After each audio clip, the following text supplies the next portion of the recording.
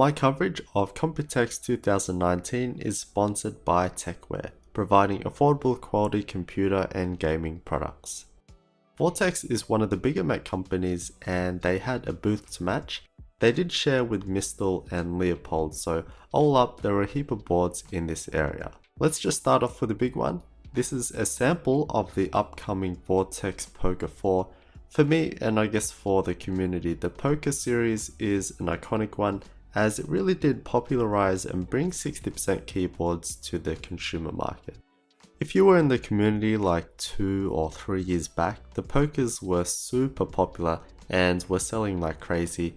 Now there's way many more players in the game and custom keyboards have flooded the enthusiast market. So this has actually been a long time coming and well, you can't change too much as it is a 60% board.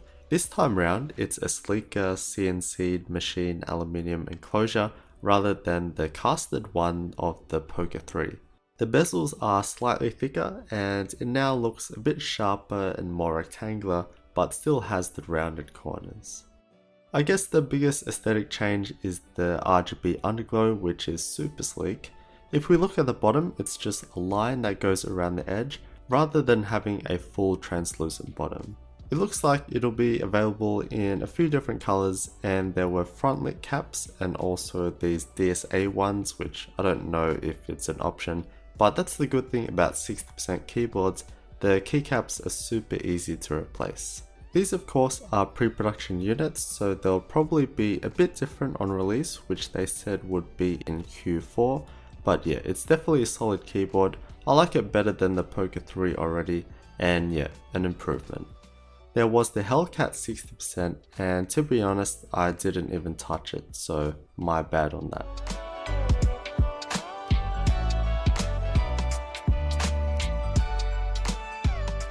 The other new boards were the slim low profile versions, so there's the Poker 3 Ultra Slim Edition, and yes, they stuck with the Poker 3 name, and these house the cherry low profile key switches which still are only linear I think. It would have been cool if it had KLO Pro switches since they have clickies and tactiles, but yeah, I guess they have their thing with cherries, so please get them clickies in your lineup. Super light keyboards, as the aluminium enclosure is kept to an absolute minimum, so it has a floating key design and we can actually see that they're not even the shortest switches, but the flat keycaps contribute to how slim the keyboard looks. And they extended this to the new 75V2.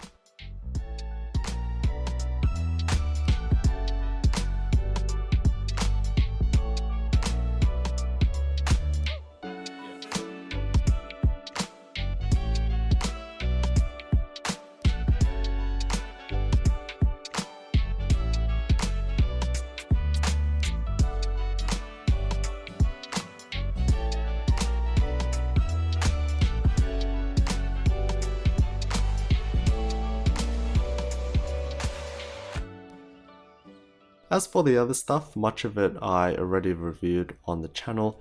Vortex have always been up there with mechanical keyboards and I'm interested to see how the new Poker 4 will do because the timing is a bit weird. It's like they were too early in the game with the Poker 3 before a whole lot of gamers came in, and Ducky were the ones that caught the wave with the Mini 2. It will definitely still be more expensive than the Ducky 60%, but it is a sweet board and you get what you pay for.